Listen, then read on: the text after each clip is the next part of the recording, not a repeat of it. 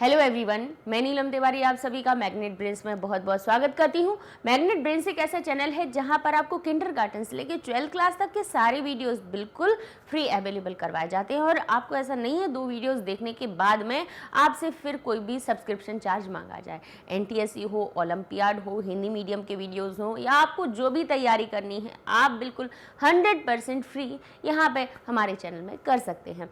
तो देखिए, जैसा कि Magnet Brains test paper series में हम जो 6th क्लास के टेस्ट पेपर रिलीज किए थे उसमें हमारा अष्टमः पाठः जिसका नाम है सूक्ति स्तबकः। अब ये कि देखिए, सूक्ति क्या होती है? सु और उक्ति। सु का अर्थ होता है अच्छा और उक्ति, सूक्ति किससे मिला? सु और उक्ति, यानी छोटे सा में पहले छोटे उ की मात्रा होती है। सु का अर्थ होता है अच्छा और उसी में उक्ति जोड़ दिया जाता है। उक्ति का अर्थ होता है वचन, यानी अच्छे वचन। और उसमें भी स्तबकः लिखा हुआ है। ये क्या, इसका अर्थ क्या होता है? इसका अर्थ होता है गुलदस्ता या गुच्छा। गुलदस्ता देखा है? जैसे हम अलग अलग तरह के फूल उठाकर अगर एक जगह इकट्ठे कर देते हैं तो वो गुलदस्ता बन जाता है, वो गुच्छा सुंदर हो जाता है। तो यहाँ पे भी यही लिखा हुआ है कि सूक्ति अच्छे वचनों का गुच्छा या अच्छे वचनों का गुलदस्ता, सूक्ति स्तबकः। ठीक है, ये हमारा अष्टमः पाठ है। इसमें कई इतनी अच्छी सूक्ति यानी जो श्लोकों के माध्यम से अच्छे वचन कहे गए हैं जो बच्चों के जीवन में बहुत उपयोगी होते हैं, वो हम आपको पढ़ा चुके हैं। जब पाठ पढ़ाया उसमें करवा चुके हैं। तो हमने जो टेस्ट पेपर दिया था उसमें बच्चों ने कितना सही कर पाया ये देखना चाह रहे हैं हम। जैसे ये लिखा हुआ है, बहुविकल्पीय पहला प्रश्न दिया हुआ था, उचित विकल्पेन यानी उचित विकल्प के द्वारा हर एक शब्द जो भी संस्कृत में लिखा हो उसको विभक्ति के साथ में उसका अर्थ सही बनाने का प्रयास कीजिए। उचित विकल्पेन, विकल्प में एन तृतीया विभक्ति लगी है, अर्थात से या के द्वारा का अर्थ बनाइए। इसमें उचित विकल्प के द्वारा रिक्त स्थानानि पूर्यत यानी रिक्त स्थानों को पूर्ण कीजिए। अब रिक्त स्थान में आनी लगा हुआ है, कहाँ पे आता है? फलम फले फलानी, प्रथमा विभक्ति। द्वितीय विभक्ति में फलम फले फलानी, प्रथमा विभक्ति यानी रिक्त स्थान का भी अर्थ निकल रहा है और अगर द्वितीय के हिसाब से देखा जाए तो को का भी अर्थ निकल रहा है। तो हम क्या कह रहे हैं? उचित विकल्पेन, उचित विकल्प के द्वारा रिक्त स्थानानि यानी रिक्त स्थानों को पूर्यत यानी पूर्ण कीजिए। ठीक है, अब आपको क्या करना है? विकल्प दिए हुए हैं, विकल्प में को छांटिए और यहाँ लिखिए। तो पहला लिखा हुआ है का दरिद्रता, का दरिद्रता। अब क्या दरिद्रता लिखी हुई है इसमें? का अर्थ क्या होता है? क्या, दरिद्रता यानी गरीबी। क्या गरीबी आएगी? तो यहाँ पे हमारा एक जो श्लोक था वो क्या कह रहा था कि अच्छे वचन कहने से सभी कैसे होते हैं? तुष्यंती मानवः, कहते हैं प्रिय वक्तव्यम वचने का दरिद्रता। उन वचनों को बोलने में क्या दरिद्रता हो सकती है कि जो प्रिय वचन होते हैं सर्वे तुष्यंती मानवः यानी सभी मनुष्य जिससे तुष्ट हो जाते हैं, संतुष्ट हो जाते हैं। उन प्रिय वक्तव्यम, उन प्रिय वचनों को बोलने में का दरिद्रता, उनको बोलने में क्या गरीबी आने वाली है? जब पता है कि प्रिय बोलने से, प्रिय वचन बोलने से क्या होता है? सभी जो मनुष्य हैं संतुष्ट हो जाते हैं। जब आप किसी से अच्छी बात करते हैं तो क्या होता है? सब खुश होते हैं कि नहीं होते हैं? संतुष्ट होते हैं कि नहीं? वही आप गुस्सा हो के बात कीजिए तो कोई संतुष्ट होगा? ऊपर से आप किसी को बुरा बोलोगे तो वो भी आपको 4 सुना देगा। तो यहाँ पे क्या अच्छाई हुई? क्या नहीं हुई ना। तो कहते हैं प्रिय वचन वक्तव्यम यानी प्रिय वचन हमें बोलना चाहिए। उन वचनों को बोलने में क्या दरिद्रता, कोई दरिद्रता नहीं होती है। तो यहाँ पे लिखा है का दरिद्रता। तो जीवन में क्या दरिद्रता, वचन में क्या दरिद्रता या पुस्तक में क्या दरिद्रता? बताइए, इसका अर्थ हमारा क्या बनेगा? कहेंगे वचने का दरिद्रता यानी उन वचनों में क्या दरिद्रता दिखाना, क्या गरीबी दिखाना। अच्छे वचन बोलो जिससे सभी मानव संतुष्ट होते हैं। सर्वे तुष्यन्ति मानवः यानी सभी मानव कैसे होते हैं? प्रसन्न हो जाते हैं। तो हमारा सही उत्तर बनेगा वचने। ठीक है, अब आगे लिखा हुआ है दूसरा हमारा श्लोक था जिसमें लिखा है पुस्तके पठितः पाठः जीवने नैव। पुस्तके पठितः यानी पढ़े हुए, पठितः पाठः यानी पढ़े हुए पाठ। पुस्तक में पढ़े हुए पाठ को जीवन में नहीं, नैव का अर्थ क्या हुआ? न और एव से मिलकर बना हुआ है। न का अर्थ क्या होता है? न करना, नहीं करना। और एव का अर्थ होता है ही। तो ना और ही से मिलकर ही हमारा ये नहीं शब्द बना हुआ है, ठीक है ना। तो यहाँ लिखा है नैव यानी नहीं। पढ़े कहते हैं पुस्तक में पढ़े हुए पाठ, पठितः पाठ, पढ़े हुए पाठ को जीवन में नहीं साधित किया, सार्थक किया या पिपीलकः। बताइए क्या होगा। कहेंगे पढ़े हुए पाठ को, पुस्तक में पढ़े हुए पाठ को जीवन में अगर नहीं तुमने साधित किया, साधित यानी अपनाया, उसका तुमने अगर पुस्तक में पढ़े हुए पाठ का जीवन में नहीं अगर तुमने साधित किया यानी नहीं तुमने उसको अपनाया, नहीं उसका उपयोग किया, तो वो तो व्यर्थ हो गया। तो फिर क्या हुआ, वो पढ़ा हुआ पाठ व्यर्थ है, फिर उसका कोई औचित्य नहीं है, कोई मतलब नहीं है। तो फिर सिर्फ इतना हुआ कि हमने पाठ पढ़ा और उसके लिखे प्रश्न उत्तर याद किए और लिखा है, उससे आपके अंदर आपने उसका ज्ञान अपने अंदर नहीं लिया, तो क्या मतलब। तो यहाँ पे हमारा जो उत्तर बनेगा वो क्या बनेगा, पुस्ते पठितः पाठः यानी पुस्तक में पढ़े हुए पाठ को जीवने नैव साधिता, जीवन में अगर साधित नहीं किया तो वो क्या होता है, व्यर्थ होता है, वो पाठ पढ़ना व्यर्थ माना जाता है। तो यहाँ पे साधिता हमारा सही उत्तर बन जाएगा। अब आगे लिखा है अगच्छन, गच्छन यानी जाता हुआ और अगच्छन यानी नहीं जाता हुआ। अ लग जाने से नहीं का अर्थ निकल आता है। जैसे आपने देखा है ना सत्य, सत्य में अ लगा दो तो यानी जो सत्य ना हो। तो अ एक उपसर्ग हमारे नए तत्पुरुष समास एक होता है जिससे कोई भी शब्द उसके नकारात्मक भाव में परिवर्तन हो जाता है, उसका विपरीत अर्थ निकल आता है। जैसे सत्य का असत्य हो जाता है, ठीक है ना। तो अर्थ क्या निकल रहा है, जैसे गच्छन यानी जाती हुई और अगच्छन यानी ना जाता हुआ, ना जाता हुआ या ना जाती हुई। अब क्या होगा भाई, हमने जो श्लोक पढ़ा था उसमें क्या कहा था कि जाती हुई पिपीलकः, पिपीलकः। देखिए पिपीलक जो शब्द है चींटी के लिए आता है, किसके लिए आता है, पिपीलक किसको कहा जाता है, चींटी को कहा जाता है, ठीक है। लेकिन ये स्त्रीलिंग और पुल्लिंग में कैसे बदलता है, पिपीलक आप कहोगे तो ये है हमारी पुल्लिंग वाली चींटी यानी मेल चींटी, ठीक है। और यहीं पे हमने कह दिया पिपीलिका, तो ये हमारी हो गई चींटी, ये भी चींटी है लेकिन ये हो गई हमारी स्त्रीलिंग वाली चींटी। अब पिपीलक है तो बालक जैसे रूप बनेंगे, पिपीलिका है तो हमारी बालिका जैसे रूप बनेंगे, समझ गए। मतलब ये पिपीलिका हो गई हमारी फीमेल, समझ गए। तो यहाँ पे लिखा है पिपीलकः, पिपीलक यानी चींटा। अब जिसको हम चींटी को चींटा भी बोलते हैं, बच्चे कहते हैं ना चींटी और चींटा, तो वो हो गया मतलब कौन सी चींटी, मेल वाली, पुल्लिंग वाली।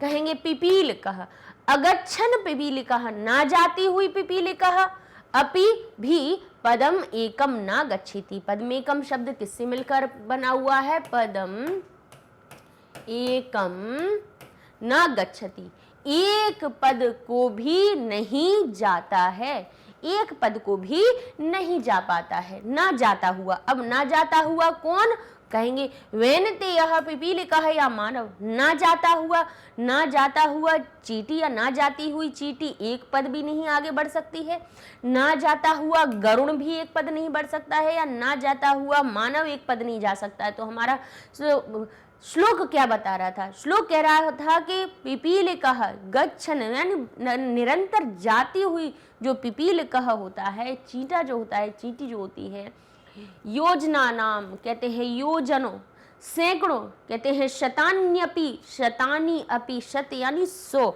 और शतानी यानी बहुत सारे 100 और योजन कह रहे सैकड़ों योजन जाती हुई, याति पिपीलिका, जाती हुई पिपीलिका। अगर वो निरंतर जाती है, कोई चींटी अगर निरंतर चलती रहती है तो वो सैकड़ों योजन पार कर जाती है। याति यानी चली जाती है, पहुंच सकती है, वो सैकड़ों योजन लंघ जाती है, लेकिन सैकड़ों योजन पार कर जाती है, लेकिन ना जाता हुआ गरुण एक पद भी नहीं जा सकता है। अर्थात यहाँ पे तुलना की गई है कि प्रयास तो हर किसी को करना चाहिए, है ना।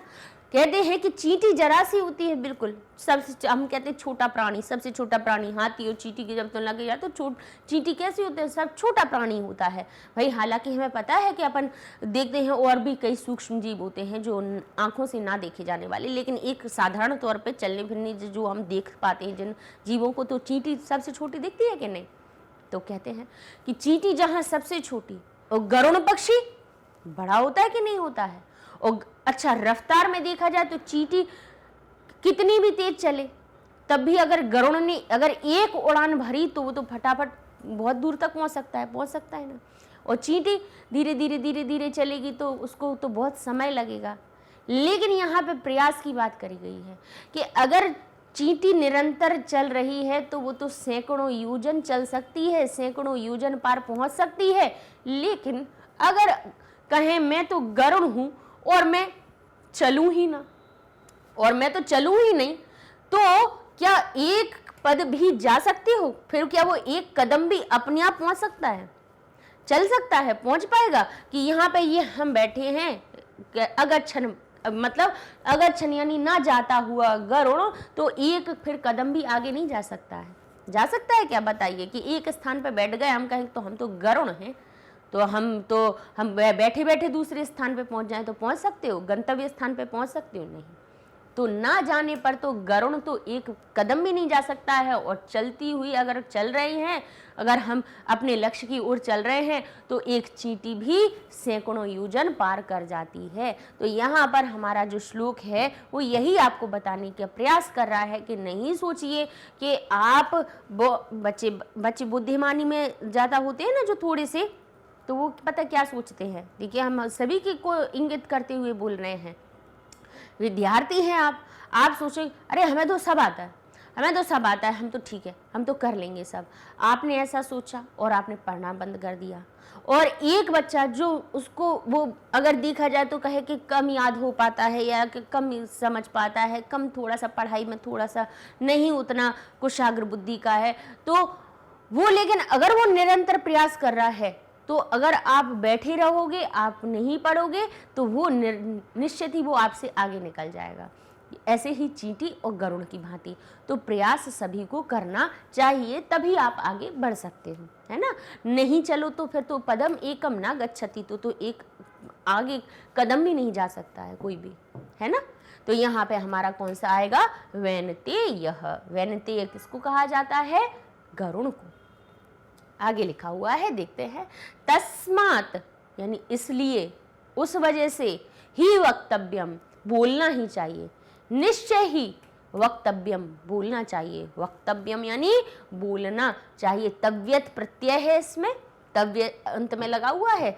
देखिए, वक के बाद तव्य लगा हुआ है। तव्यत जो प्रत्यय होता है वो चाहिए का अर्थ जोड़ देता है, यानी वक्तव्यम यानी बोलना चाहिए। तस्मात् क्या बोलना चाहिए? तो फिर यानी अतः निश्चय ही बोलना चाहिए। किनको? युक्तम को बोलना चाहिए, युक्तियों को बोलना चाहिए।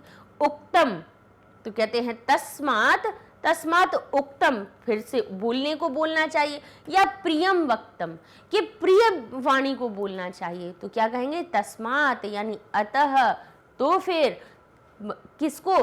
प्रियम ही वक्तव्यम, तो फिर प्रिय वाणी को ही हमें बोलना चाहिए। ठीक है, अगर प्रिय वाणी नहीं बोलोगे तो फिर क्या होगा? दूसरा भी आपको अप्रिय वाणी बोलेगा। आगे लिखा है, प्रिय वाक्य प्रदानेन सर्वे तुष्यन्ति मानवः। अब वो याद था श्लोक, तो हमने आपको अर्थ भी बता दिया साथ में कि प्रिय वाक्य प्रदान करने के द्वारा सर्वे सभी मनुष्य क्या हो जाते हैं? गच्छन्ति चले जाते हैं, बसंती रहने लगते हैं, या फिर तुष्यन्ति संतुष्ट हो जाते हैं, तो कहेंगे सतुष्यन्ति मानवः। तो इस तरह से ये आपके उत्तर हो जाएंगे कि पहले में आपका वचने आ जाएगा, पुस्तके में हमारा साधितः आ जाएगा, अगच्छन वैनतेय हो जाएगा, तस्मात् प्रियम उक्तम या तस्मात् अतः इसीलिए क्या करना चाहिए?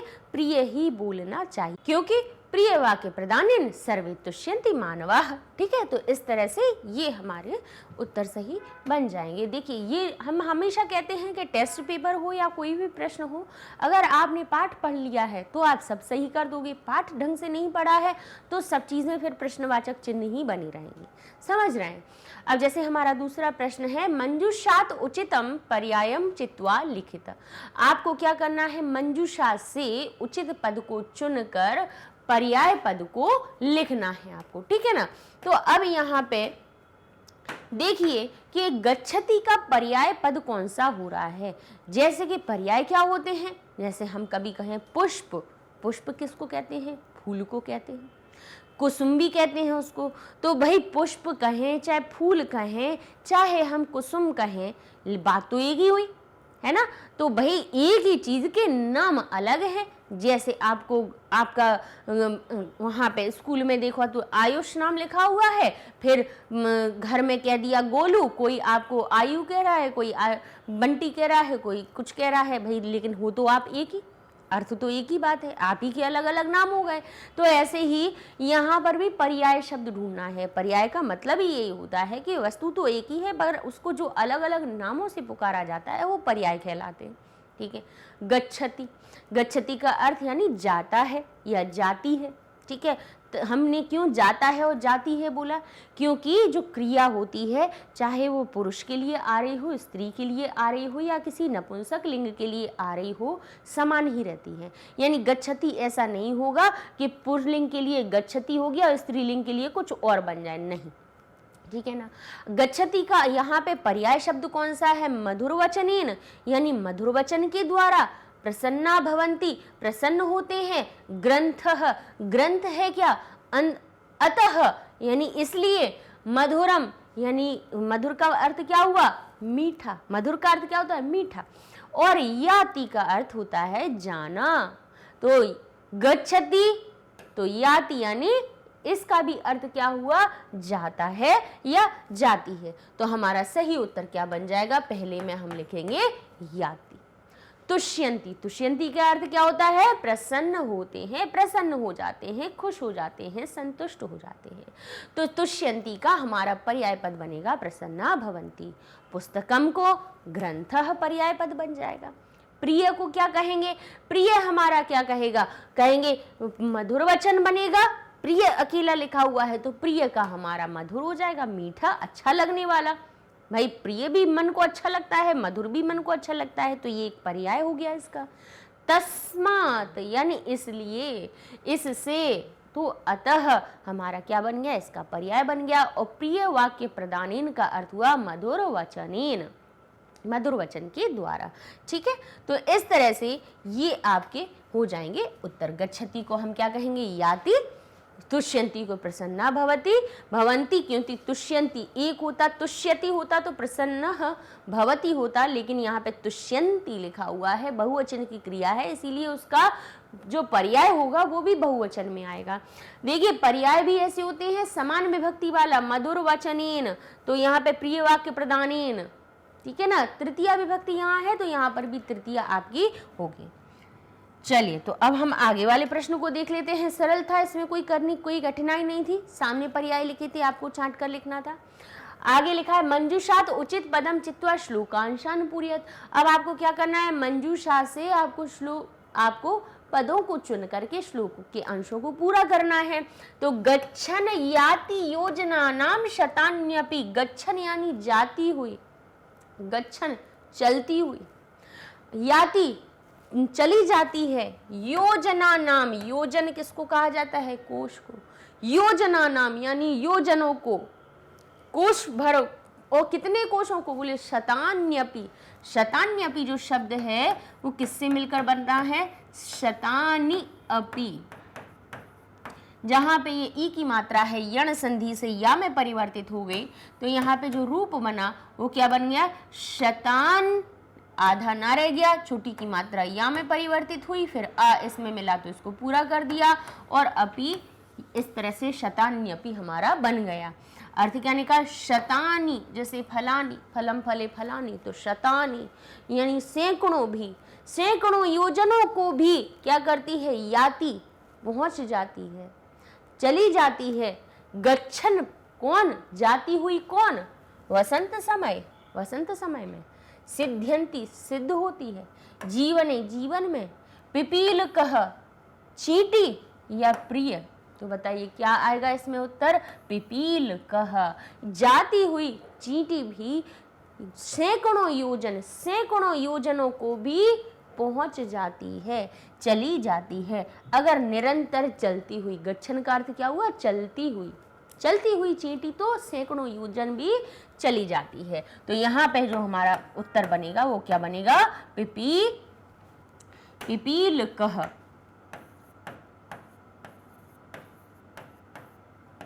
ठीक है, अब आगे लिखा है उद्यमेन ही सिद्ध्यंती। उद्यमेन ही, उद्यम के द्वारा ही। उद्यम किसको कहा जाता है, प्रयास को, आपके प्रयत्न को। उद्यम यानी आप जो काम कर रहे हो, आप जो कर्म कर रहे हो, उसके लिए जो प्रयास कर रहे हो, वो हो गया उद्यम। उद्यमेन, उद्यम में एन लगी, तृतीया विभक्ति, अर्थ क्या निकला, उद्यम से ही, उद्यम के द्वारा ही। कार्याणि, जो कार्य होते हैं क्या हो जाते हैं, वसंत समय में हो जाते हैं। सिद्ध्यंती, पूरे हो जाते हैं, पूर्ण हो जाते हैं, सिद्ध हो जाते हैं, जीवन में हो जाते हैं, प्रिय हो जाते हैं, चींटी हो जाते हैं, कहेंगे नहीं, कार्य सिद्ध हो जाते हैं। उद्यमेन ही सिद्ध्यंती कार्याणि न मनोरथई, कहते हैं ना मनोरथ के द्वारा। मन में इच्छा कर लो, मनोरथ का अर्थ क्या हुआ, मन में इच्छा कर ली हमने। मनोरथ का अर्थ क्या होता है, मन की इच्छा। मन की इच्छा कर ली लेकिन उद्यम किया नहीं, तो ना मनोरथ ही, मन की इच्छा करने से नहीं होता है। उद्यमेन ही सिद्ध्यंती, उद्यम के द्वारा ही सिद्ध होता है कार्य। जितने भी कार्य होते हैं हमारे प्रयास के द्वारा, हम अपने जो काम करते हैं उसके द्वारा ही पूरे होते हैं। ना मनोरथ ही, ना सुप्तस्य सिंहस्य प्रविशन्ति मुखे मृगः, यानी जैसे कि सोते हुए सिंह के मुख में मृग कभी भी आके प्रवेश नहीं करता है कि भाई तुम जंगल के राजा हो तो हम तुम्हारे मुख में आके प्रवेश करें, है ना, कि वो स्वयं चली आए कि लो भाई हम आ गए, मैं खा लो, लेकिन नहीं होगा। सुप्त सोता हुआ सिंह को भी कार्य करना पड़ता है, भले ही वो जंगल का राजा क्यों ना हो। सोते हुए सिंह के मुख में तो वो भले ही सिंह है लेकिन सोता हुआ है, तो उसके मुख में कभी मृग अपने आप से आके प्रवेश नहीं करती है। यानी भाई सिंह को अपनी भूख मिटाने के लिए क्या चाहिए, हिरण चाहिए या कोई भी जानवर चाहिए, तो उसके लिए उसको प्रयास करना पड़ेगा। भले ही जंगल का राजा हो, सबसे शक्तिशाली हो, लेकिन उसकी अगर इच्छा है प्राप्त करने की लिए तो उसके लिए उसी को प्रयास करना पड़ेगा। ऐसा नहीं होगा कि जो मृग है वो उसके खुद के मुंह में आ जाए। यानी कोई भी लक्ष्य आपका है तो उसके लिए आपको प्रयास करना पड़ेगा, बिना प्रयास के लक्ष्य आपके पास नहीं आएगा। तो यहाँ पे ये लिखा है उद्यमेन ही कार्याणि सिद्ध्यन्ति, ये आपका क्या हो जाएगा, सही उत्तर बन जाएगा। तस्मात् ही वक्तव्यम, अतः इसलिए ही बोलना चाहिए, क्या, प्रियम वक्तव्यम, प्रिय, इसीलिए प्रिय ही बोलना चाहिए। तो ये हमारा हो जाएगा प्रियम ही वक्तव्यम। प्राप्त होने पर काकह पिकह पिकह, यानी कौआ कौआ हो जाता है, कोयल कोयल हो जाती है। हमारा श्लोक कैसा है, कहते हैं काका कृष्णा पिकह कृष्णा को भेद पिक काकयो, यानी कौआ भी काला होता है, कोयल भी काली होती है, को भेद, क्या भेद है, पिक काकयो हो। पिक और काक में, यानी पिक को किसको कहा जाता है, कोयल को। कोयल और कौए में क्या अंतर है, को भेद, क्या भेद है उसमें, कुछ नहीं। लेकिन वसंत समय प्राप्त, वसंत समय के प्राप्त होने पर काकह पिकह पिकह, कौआ कौआ रह जाता है, कोयल कोयल रह जाती है। अर्थात दोनों में क्या अंतर है, काकह कृष्णा पिकह कृष्णा, कौआ भी काला होता है, कोयल भी काली होती है। क्या भेद है दोनों में, कोई भेद नहीं है। लेकिन वसंत समय प्राप्त होने पर, अर्थात मूर्ख हैं, विद्वान हैं, समान दिख रहे हैं, एक जैसे कपड़े पहने हुए हैं, बिल्कुल एक जैसे हैं, कोई फर्क नहीं पड़ रहा है। लेकिन जब परीक्षा आती है तब पता चल जाता है कि कौन कैसा है है ना। एक समय आने पर, सही समय पर पता चल जाता है कि भाई कौआ कौन है, कोयल कौन है, अर्थात श्रेष्ठ कौन है। बताइए कोयल में क्या श्रेष्ठता होती है कौए से? कौआ भी काला है, वो भी काला है, लेकिन बताइए क्यों वो श्रेष्ठ मानी जाती है? उसके गुणों की वजह से, कोयल के गुणों की वजह से, उसकी मधुर आवाज की वजह से। क्या होता है, कौए की काँव काँव कोई नहीं सुनता है, लेकिन कोयल की मधुर वाणी सुनकर समझ जाते हैं कि ये दोनों ही भले एक ही डाल पर बैठे हो, दोनों सामने बैठे हो, लेकिन उसने जैसे ही बोला काँव काँव, समझ गए, उसके गुणों से समझ गए कि ये कौआ है। अर्थात अपने गुणों से, अपने गुणों के द्वारा व्यक्ति पहचाना जाता है, रंग के भेद से नहीं पहचाना जाता है। कोयल की जब मिठास की वाणी निकलती है, उसका गुण मीठा बोलना है, तो उसकी वाणी से पहचान जाते हैं कि ये कोयल है। अर्थात व्यक्ति की पहचान उसके गुणों से होती है, ना कि रंग से। लोग कहते हैं कि रंग अच्छा हो, रूप रंग अच्छा होने से पहचान होती है। नहीं, रूप रंग कुछ नहीं ले जाता है, आपका अगर गुण है, आपकी पहचान उससे होती है। तो क्या लिखा है, प्राप्ते काकः काकः पिकः पिकः। क्या प्राप्त होने पर कौआ कौआ हो जाता है, कोयल कोयल हो जाती? तो कहेंगे वसंत समय में, वसंत समय प्राप्ते, वसंत समय के प्राप्त होने पर। तो हम यहाँ पे वसंत समय अपना अर्थ लिख देंगे, शब्द को लिख देंगे, अर्थ हमारा सही बन जाएगा। आगे लिखिए, किम भवेत तेन पाठेन। क्या हो सकता, क्या होना चाहिए या क्या होता है उस पाठ के द्वारा यो ना सार्थका, जो सार्थक नहीं हुआ। तो बताइए किम भवेत, तो क्या हो सकता है?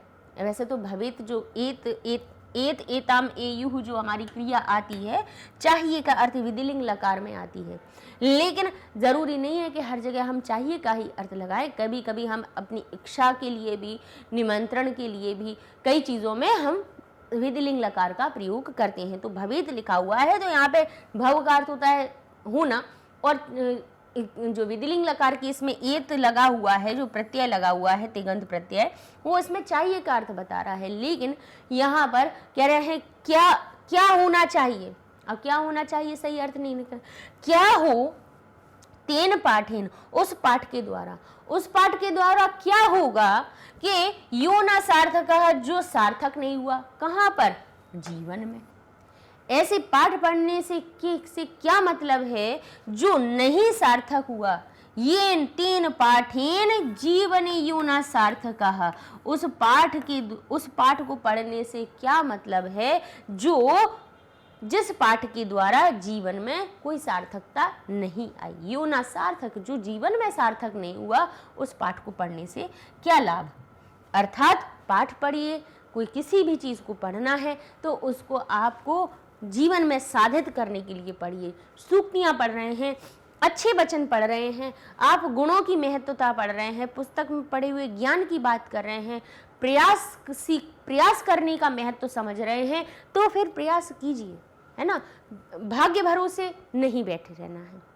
चलिए अब आगे हमारा जो प्रश्न है, कहता है शुद्ध कथनस्य समक्षम आम, यानी शुद्ध जो कथन हो उसके सामने आम लगाइए। अशुद्ध कथनस्य समक्षम ना इति लिखत, और जो अशुद्ध कथन हो उसके सामने ना लिखिए। आम का अर्थ होता है हाँ, और ना का अर्थ हुआ नहीं। ठीक है, हाँ नहीं, सत्य असत्य, ट्रू फॉल्स, है ना, यस नो, यही तो है। तो क्या लिखा है, वसंत समय काकः न भवति। वसंत समय में का अर्थ बताइए, क्योंकि समय शब्द में सप्तमी विभक्ति लगी हुई है। अर्थ क्या निकल रहा है? वसंत समय में कौआ नहीं होता है। क्या कौआ नहीं होता है? तो कहेंगे ना, गलत बात है, क्योंकि ऐसा नहीं है कि वसंत आने पर कौआ कहीं गायब हो जाता है। कौआ भी रहता है, कोयल भी रहती है, सभी पक्षी रहते हैं। पिक काकयो भेद नास्ति। पिक और काक में, पिक यानी कोयल, काकयो काक। अच्छा देखिए, पिक का अर्थ क्या हुआ? कोयल। काक का अर्थ क्या हुआ? कौआ।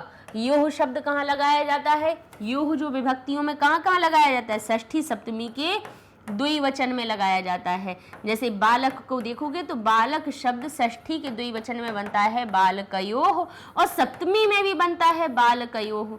अच्छा, अब इन दोनों का अर्थ क्या निकल रहा है? षष्ठी जोड़ देती है काकी के का अर्थ, और सप्तमी जोड़ देती है मैं पर का अर्थ, है ना। सप्तमी से में और पर का अर्थ जुड़ जाता है।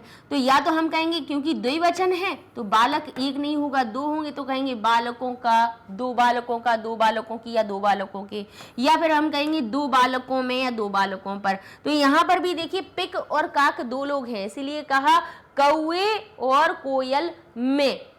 कौए और कोयल, काकी के का अर्थ स्पष्ट सही नहीं लगता, इसलिए कहा कौए और कोयल में ना भेद अस्ति, कोई भेद नहीं होता है, भेद नहीं होता है, अंतर नहीं होता है, तो कहेंगे ना, गलत बात, अंतर होता है, उनके गुणों में अंतर होता है। वेनतेयः अगच्छन्, यानी वेनतेयः किसको कहते हैं, गरुण, अगच्छन् नहीं जाता हुआ, एक जगह बैठा हुआ। वेनतेयः अगच्छन् यानी ना जाता हुआ गरुण भी योजना नाम शतानी गच्छति, सैकड़ों योजनों को चला जाता है क्या, ना जाता हुआ गरुण क्या सैकड़ों योजन को पहुंच जाता है क्या, तो कहेंगे गलत, ना लिखेंगे इसके समक्ष। आगे लिखा हुआ है पुस्तके पठितः पाठः, पुस्तक में पढ़े हुए पाठ को जीवने सार्थकः न भवति, जीवन में साधित नहीं किया, सार्थक की जगह यहाँ पे क्या हो जाएगा, साधितः न भवेति, यानी अच्छा इसका अर्थ पूरा बना दिया है, पूरा श्लोक नहीं लिखा, उसको श्लोक को सही करके मतलब उसका एक सारांश निकाल के आपके लिए वाक्य बनाए। पुस्तक में पढ़े हुए पाठ को जीवन में सार्थक नहीं होना चाहिए, तो कहेंगे गलत, जीवन में सार्थक होना चाहिए। पढ़े हुए पाठ को का जीवन में सार्थक होना चाहिए ना, साधित करना चाहिए ना कि नहीं करना चाहिए, तो क्या करना चाहिए, तो ये गलत कह रहे हैं, इसीलिए अपन ने गलत कह दिया। सर्वदा प्रियम वक्तव्यम, हमेशा अच्छा बोलना चाहिए, प्रिय बोलना चाहिए, तो कहेंगे ये बात बिल्कुल सही कही, तो ये हमारा सही उत्तर बन जाएगा। अर्थात इसमें हमारे सारे बाकी के चारों तो ना है और एक हमारा सही उत्तर है। तो चलिए अब हम चलते हैं, हम अपने अगले प्रश्न पर। लिखा है अधोदत्तम श्लोकम पठत प्रश्नान च उत्तर, नीचे लिखिए अधोदत्तः, देखिए अधः का अर्थ होता है नीचे, तो अधः दत्त यानी नीचे दिए हुए, ठीक है, अर्थ क्या निकला इसका, अधोदत्तम यानी नीचे दिए हुए श्लोक को पठत पढ़ करके प्रश्नान च उत्तर, आपको प्रश्नों के उत्तर देने हैं, ठीक है। पहले आप श्लोक को पढ़िएगा, उससे समझ के दीजिएगा कि इसका उत्तर हमारा क्या निकल रहा है। यही पैटर्न अब धीरे धीरे देखिए सीबीएसई में यही हो चुका है, श्लोक दे दिया जाता है और उसी से जुड़े हुए प्रश्न आपसे पूछ लिए जाते हैं। तो प्रश्नों को कैसे हल करना है हम आगे और वीडियोज़ में बता ही चुके हैं, अभी भी बता देंगे। हमारा पहले श्लोक ध्यान से पढ़िए कि प्रिय वाक्य प्रदानेन, प्रिय वाक्य प्रदान करने के द्वारा सर्वे यानी सभी, तुष्यन्ति मानवः, सभी मानव संतुष्ट हो जाते हैं, प्रसन्न हो जाते हैं। सर्वे मानवः यानी सभी मानव, तुष्यन्ति, तुष्यन्ति यानी प्रसन्न होते हैं, सभी मानव प्रिय वाक्य प्रदान करने से प्रसन्न होते हैं, तो कहते हैं तस्मात्, इसीलिए ही प्रियम ही वक्तव्यम, प्रिय ही बोलना चाहिए, वचने क्या दरिद्रता, प्रियम यानी प्रिय ही बोलना चाहिए, उन वचनों में क्या दरिद्रता, उनमें क्या आपको दरिद्रता दिखाना। तो देखिए अब इसमें इस श्लोक से जुड़ा हुआ कभी भी प्रश्न बनेगा तो वो कैसे बनेगा, देखिए क्या किया जाता है कि भाई जो हमारा जो भी श्लोक है या जो भी वाक्य है उसमें से आपसे जैसे मान लीजिए प्रिय वाक्य प्रदानेन शब्द को हटा दिया, अब यहाँ पे प्रश्नवाचक शब्द कौन सा आएगा, हम आपको बता रहे हैं कि प्रश्न कैसे बनाते तो आपको उत्तर कैसे ढूंढना रहना है। यहाँ देखिए प्रिय वाक्य प्रदानेन में कौन सी विभक्ति है, तृतीया, तो हमने इसके स्थान पे केन लगा दिया, प्रश्नवाचक शब्द तृतीया विभक्ति वाला, और हम कहेंगे केन सर्वे मानवाः तुष्यन्ति, यानी किसके द्वारा सभी मानव तुष्यन्ति यानी प्रसन्न होते हैं। तो केन को देखिएगा, आप देखिएगा कि किस शब्द में हमारे पास तृतीया विभक्ति, केन में तृतीया विभक्ति है, तो अर्थात हमारा जो उत्तर आने वाला है वो भी तृतीया विभक्ति वाला ही होगा। तो यहाँ से आप देखेंगे तो प्रिय वाक्य प्रदानेन में हमारे पास तृतीया है, तो ये इसका सही उत्तर बन जाएगा, ठीक है। अच्छा अब क्या बन सकता है, अच्छा सर्वे तो शब्द कैसा हो गया हमारा, सर्वे शब्द हो गया विशेषणवाची, क्योंकि मानव शब्द में प्रथमा विभक्ति बहुवचन लगा हुआ था, प्रथमा विभक्ति का बहुवचन लगा था। तो बोले कैसे मानव, बोले सभी मानव। सभी शब्द क्या हो गया, बोले इसमें प्रथमा विभक्ति थी तो सर्व शब्द में भी प्रथमा विभक्ति बहुवचन लगाया, तो सर्व शब्द भी सर्वे बन गया। तो प्रथमा विभक्ति बहुवचन वाला ये भी हमारा क्या बन गया, ये संज्ञा बन गई, ये इसका विशेषण बन गया। इसमें प्रथमा विभक्ति बहुवचन तो इसमें प्रथमा विभक्ति बहुवचन। अब देखिए किसी भी संज्ञा के स्थान पे जब भी प्रश्नवाचक शब्द आता है तो वो किम के शब्द रूपों में से ही आता है, संज्ञा के स्थान पे। लेकिन अगर यहाँ पे हम देखें तो ये सर्वे जो शब्द है वो कैसा है, बोले ये तो विशेषण शब्द है। तो विशेषण के लिए जो शब्द होता है वो होता है कीदृश। कौन सा होता है, कीदृश। यानी विशेषण के लिए जब भी प्रश्न बनाया जाता है तब कीदृश लगाया जाता है। जब भी किसी संज्ञा के लिए प्रश्नवाचक शब्द लगाया जाता है तब किम के शब्द रूपों को उठाया जाता है कि अगर यहाँ पे जो उत्तर आने वाला है, जिसके स्थान पे हम प्रश्न बना रहे हैं, वो अगर पुरलिंग वाला होगा तो पुरलिंग का रूप उठा लेंगे किम का, स्त्रीलिंगवाची शब्द होगा तो स्त्रीलिंग का शब्द आ जाएगा, और नपुंसक लिंग का कोई शब्द अगर उत्तर में आना होगा तो किम का नपुंसक लिंगवाची शब्द रूप उठाया जाएगा। तो मान लीजिए कि यहाँ लिख दिया कि प्रिय वाक्य प्रदानेन के तुष्यंती, आपसे लिख दिया गया, आपसे इनको हटा दिया गया सर्वे मानवः, ये तो भाई इसका विशेषण है कि नहीं। तो इनके स्थान पे अब सर्वे और मानव को एक ही साथ मान ले तो उन्होंने कहा कि सभी मानवों को, तो कहेंगे किन को। तो यहाँ पे के यानी कौन संतुष्ट हो जाते हैं प्रिय वाक्य प्रदान करने से, तो यहाँ पे मानव शब्द पुरलिंग है तो किम का पुरलिंग वाला बहुवचन उठाया जिसमें प्रथमा विभक्ति लगी थी, तो क्या बनता है, कह कऊ के। तो के लगा देंगे और प्रश्न बना देंगे कि के प्रिय वाक्य प्रदानेन, यानी कौन प्रिय वाक्य प्रदान करने के द्वारा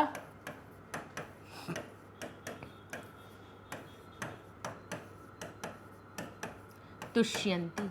देखिए आपको उत्तर देना तो सब बना देंगे, हम प्रश्न बनाना बता रहे हैं। पूछिए क्यों, क्योंकि अगर आपको ये समझ में तरीका समझ में आ गया कि ये प्रश्न जो पूछा जाता है वो बनाया कैसे जाता है, तो आपको ये जब लॉजिक समझ में आ जाएगा तो आपको कोई भी गद्यांश आ जाए, कोई भी पद्यांश आ जाए, कोई भी अपठित गद्यांश, दुनिया का कोई भी प्रश्न होगा आप उसका उत्तर फटाफट लेके दे लोगे, क्योंकि आपको पता है कि प्रश्नवाचक शब्दों को पकड़ना है हमें। ये अपने अंदर उत्तर को छुपा के बैठता है। ये आपसे बता देगा कि कौन सी लिंग विभक्ति वचन का शब्द देखो, कि कह देगा कि पुरलिंग का आप प्रथमा विभक्ति बहुवचन का ही एक ऐसा शब्द ढूंढो जो पुरलिंग हो, जिसमें प्रथमा विभक्ति बहुवचन हो, वो ही उत्तर हो जाएगा। तो यहाँ पे मानवाह शब्द आ जाएगा। अच्छा, सर्वे शब्द इसकी विशेषता बता रहा है इसलिए सर्वे मानवाह हम लिख देंगे, ठीक है ना। अच्छा, कीदृशः मानवा भी आ सकता है, क्यों, क्योंकि अब अगर कीदृशः शब्द का प्रयोग हो गया तो समझ लेना कि मानव की विशेषता पूछे कि किस प्रकार के मानव संतुष्ट होते हैं, तो आप कहोगे सर्वे मानवा, सभी मानव, तो सर्वे शब्द उसका उत्तर बन जाएगा। समझ गए। तो देखिए के तुष्यंती, देखिए के ने बता दिया उत्तर आपको। के ने कहा कि पुरलिंग का देखो उत्तर जिसमें प्रथमा विभक्ति बहुवचन लगी हो, तो मानव में प्रथमा विभक्ति बहुवचन लगी है, उत्तर बन गया। ठीक है, रटना हम कभी नहीं सिखाते हैं, हमें आपको समझना सिखाना है। तस्मात् किम वक्तव्यम, तो फिर किन को बोलना चाहिए, किम यानी क्या बोलना चाहिए, बताइए। अब किम जो शब्द है फिर से समझिए, किम जो शब्द है बार बार हम हर पाठ पढ़ा रहे हैं उसी में ही हम बताते हैं, इसीलिए भाई याद कर लीजिए किम को, जिससे कि जो बच्चों को आता है उन्हें बार बार उस चीज को नहीं देखना पड़े। तो प्रथमा विभक्ति और द्वितीय विभक्ति अपना रूप एक वचन में किम ही बनाता है। तो प्रथमा विभक्ति लगी हो तब भी किम बनाया जाता है, द्वितीय हो तो तब भी किम बनाया जाता है। इसका अर्थ क्या होता है, क्या या कौन। ठीक है, तो यहाँ पे हम दोनों ही अर्थ लगा सकते हैं। इसीलिए किसको बोलना चाहिए, वक्तव्यम यानी बोलना चाहिए, तो फिर किसको बोलना चाहिए या तो फिर क्या बोलना चाहिए। अब यहाँ पे प्रथमा विभक्ति में दोनों रूप प्रथमा द्वितीया के समान रूप है, तो नपुंसक लिंग के प्रथमा और द्वितीया के समान ही बनते हैं। तो अगर ऐसे ही अगर आप प्रथमा और द्वितीया के फल के रूप देखेंगे तो वो भी एक वचन में फलम और द्वितीय विभक्ति में भी एक वचन का फलम ही बनता है। अर्थात यहाँ पे हम कहेंगे हमें देखना है ऐसा नपुंसक लिंगवाची शब्द जिसमें कि प्रथमा या द्वितीय बनी हो लेकिन वो नपुंसक लिंग जैसा बना हो। तो देखिए यहाँ पे तस्मात् वक्तव्यम, तो फिर बोलना चाहिए। तो बताइए प्रथमा द्वितीय जैसा फलम जैसा रूप कौन सा दिख रहा है? प्रियम दिख रहा है, तो प्रियम हमारा सही उत्तर बन जाएगा। अच्छा, प्रियम शब्द तो हमारा बन ही गया उत्तर, लेकिन अगर आप इसको और थोड़ा सा अच्छा सा बनाना चाहते हो तो आप प्रियम शब्द में वचनम शब्द और जोड़ दीजिए, क्योंकि यहाँ पे प्रिय वचन बोलने की ही बात की जा रही है कि नहीं? तो अगर आप उसमें मधुर वाक्यम लिख दोगे या प्रिय वचनम लिख दोगे या प्रिय वाक्यम लिख दोगे तो बहुत अच्छी बात हो जाएगी कि प्रिय वाक्य प्रदान इन सर्वे तुष्यन्ति मानवाः तस्मात् ही प्रिय वक्तव्यम। तो फिर प्रिय बोलने में बोलना चाहिए, वचने क्या दरिद्रता, उन वचनों में क्या दरिद्रता। तो इस तरह से ये आपका उत्तर बन जाएगा। आगे लिखा है सर्वे केन तुष्यन्ति, अभी बताया था केन लगा है, तृतीया विभक्ति है, तृतीया विभक्ति वाला शब्द उठाइए तो किस में लगी है? तृतीया, प्रिय वाक्य प्रदानेन में लगी हुई है। तो केन के स्थान पे मधुर वचनेन या प्रिय वाक्य प्रदानेन लिख दीजिए, सर्वे तुष्यन्ति आपका प्रश्न में से उठा के लिख दीजिए, उत्तर बन गया, पूर्ण वाक्य में उत्तर बन जाएगा। समझ गए? अब देखिए भाषिक कार्य थोड़े से देख लेते हैं। भाषा से जुड़े हुए कार्य, आपसे कर्ता क्रिया पूछ ली जाती है ना, कर्ता क्रिया पूछ ली जाती है, आपसे अव्यय पूछ लिया जाता है। तो भाई क्रिया तो देखिए जिसमें तीतः अंति जैसे लकारों के जहां पर प्रत्यय दिख जाए, चाहे वो लट लकार के तीतः अंति हो, चाहे लंग लकार के हमारे त ताम न हो, भविष्य काल के श्यति श्यतः श्यंती हो, या फिर लोट लकार के तूताम अंतु लगा हुआ हो, विधिलिंग लकार के एत एताम एयुहु लगे हुए हो, तो ये समझ लेना कि जिनमें जिस शब्द में पीछे लकार के प्रत्यय लगे हैं वो हमारी क्रिया है ना। अब कर्ता कैसे पूछा जाए? बोले कर्तरी प्रथमा। बोले जिस शब्द में जहां से पूछी जा रही है बात, उस वाक्य में देख लो, उस लाइन में देख लो जहां पे प्रथमा विभक्ति लगी हुई हो वो अपना कर्ता हो जाएगा। ठीक है। अच्छा, विशेषण में भी प्रथमा लगती है। अगर यहाँ का विशेष यानी जो संज्ञा शब्द है उसकी विशेषता कोई शब्द बता रहा है और इसमें प्रथमा है तो उसके विशेषण में भी प्रथमा लगेगी। ये नियम कहता है कि संज्ञा जैसी होती है विशेषण उसका वैसा ही होता है। लेकिन पहले हमें कर्ता ढूंढना है तो हमें संज्ञा को देखेंगे, संज्ञा को देखेंगे। ठीक है, संज्ञा यानी नाम। तो बताइए यहाँ पे अब जैसे प्रश्न हमारा कह रहा है, पहला देखते हैं। तो भाषिक कार्य में होता क्या है, यही चीजें पूछ ली जाती है, विशेषण विशेष्य पूछ लिए जाएंगे कि बताओ सर्वे मानवाः में से विशेषण शब्द कौन सा है, तो आप कहेंगे सर्वे शब्द विशेषण बन रहा है। विशेष्य पूछ ले तो मानव बता दीजिएगा। अब यहाँ कहते हैं प्रिय वाक्य प्रदानेन सर्वे तुष्यन्ति मानवाः, अत्र कह कर्ता। बताइए कर्ता कौन है? कर्तरी प्रथमा। प्रथमा किसमें है? इसमें है, इसमें भी थी लेकिन ये विशेषण का है। विशेषण पूछते तो सर्वे बताते, कर्ता ये हो गया हमारा। यही पे क्रिया पूछे तो कौन सा हो गया? तुष्यन्ति हो जाएगी। तीतः अंति क्रिया लगी हुई है, क्रिया का तिङन्त प्रत्यय लगा हुआ है। आगे लिखा है मानवाः तुष्यन्ति वाक्यम एक वचने परिवर्तयत। मानवाः तुष्यन्ति इस वाक्य को एक वचन में परिवर्तन कीजिए। तो देखिए मानव का एक वचन बना दीजिए, तो बालकः बालकौ बालकाः। बालकः एक वचन में बना था, बालकाः बहुवचन में बना। तो मानवाः तो लिखा है तो क्या करना है? एक वचन में लाने के लिए मानव को कर दीजिए मानवः, मानवाः की जगह पे मानवः लिख देंगे। और तुष्यन्ति तीतः अंति, तो अंति से उठा के ती पे ले आइए, एक वचन बन जाएगा तो हो जाएगा मानवः तुष्यति। ठीक है, ये आपका वचन परिवर्तन हो गया।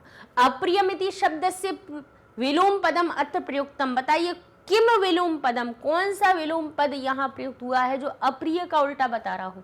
तो अप्रिय का उल्टा प्रिय। भाई आ हटा दो तो उल्टा अर्थ बन जाता है, आ लगा दो नकारात्मक अर्थ निकल जाता है। प्रदानेन इति पदे का विभक्ति। बताइए प्रदानेन में कौन सी विभक्ति है? सो कहेंगे बालक में, जैसे बालकेन तृतीया विभक्ति में बनता है तो प्रदान बन गया प्रदानेन। श्लोकांशान परस्परम मेलयति, इन श्लोकों के अंश को परस्पर मेलन कीजिए। न ही सुप्तस्य सिंहस्य प्रविशन्ति मुखे मृगा, तस्मात् प्रियम ही वक्तव्यम वचने का दरिद्रता, अगच्छन वेनितयो अपि पद्मेकम न गच्छति, और वसंत समय प्राप्ते काकः काकः पिकः पिकः। हमारा ये श्लोक का मिलन हो जाएगा। ठीक है, चलिए आगे देखते हैं। तो इस तरह से ये हमारा लीजिए हो जाता है पाठ का टेस्ट पेपर खत्म। हमें लग रहा था कि एक शायद और भी प्रश्न हो, तो हो चुके हैं इतना समझ लिया, पढ़ लिया, तो मान लीजिए कि आपके इसमें से कोई भी प्रश्न आ जाए, उठा के पूछ लें तो आप कराओगे उसको, हमें पता है। ठीक है ना, तो ये टेस्ट पेपर आपका रिवीजन करवाने के लिए है। अभी एक वन शॉट रिवीजन की भी हम सीरीज़ लाएंगे क्लास 6 वालों के लिए, जिसमें कि हर पाठ को क्योंकि भाई जब हमने आपको पाठ पढ़ाए तब उसमें कई पार्ट्स में बन पाई चीज़ें, क्योंकि हमें बहुत विस्तार से वो चीज़ें बतानी थी, है ना। एक एक शब्दों को बताने में बहुत देर लग जाती है, क्योंकि शुरुआत करवा रहे हैं हम आपको, किसी भाषा को सिखा रहे हैं, तो भाई भाषा सिखाएंगे तो छोटी छोटी चीज़ें सिखाते सिखाते बहुत समय लग जाता है। लेकिन उसी को हम एक सार में करके वन शॉट रिवीजन भी बनाएंगे आप लोगों के लिए, जिससे कि जब भी अगर आपको पूरा पाठ पढ़ना हो तो वन शॉट रिवीजन वीडियो उठाओ और आपने पढ़ा, आपका कंप्लीट। ठीक है ना, तो ऐसा भी हम करने जा रहे हैं। अच्छा, और हिंदी मीडियम चैनल भी मैग्नेट ब्रेन्स का शुरू हो गया है, जो मैग्नेट ब्रेन्स हिंदी के नाम से है। आप इसमें आप जो भी हिंदी मीडियम वाले बच्चे हों उन्हें बता दीजिए कि भाई आप यहाँ पर जाके पढ़ाई करो, कोई पैसे नहीं लगते हैं। ठीक है, फ्री में एजुकेशन है। नहीं तो बच्चे सबसे ज़्यादा तो परेशान इसी में होते हैं कि सब्सक्राइब करना पड़ेगा, पैसे देने पड़ेंगे। बिल्कुल नहीं है, ये जो लिखा है ना कि 100% मुफ्त, तो मुफ्त ही है। ठीक है ना, तो लाइक कीजिए, शेयर कीजिए, सब्सक्राइब कीजिए। मिलते हैं नेक्स्ट वीडियो में, अगले 9वां पाठ का हम टेस्ट पेपर सॉल्व करवाएंगे। तब तक के लिए धन्यवाद।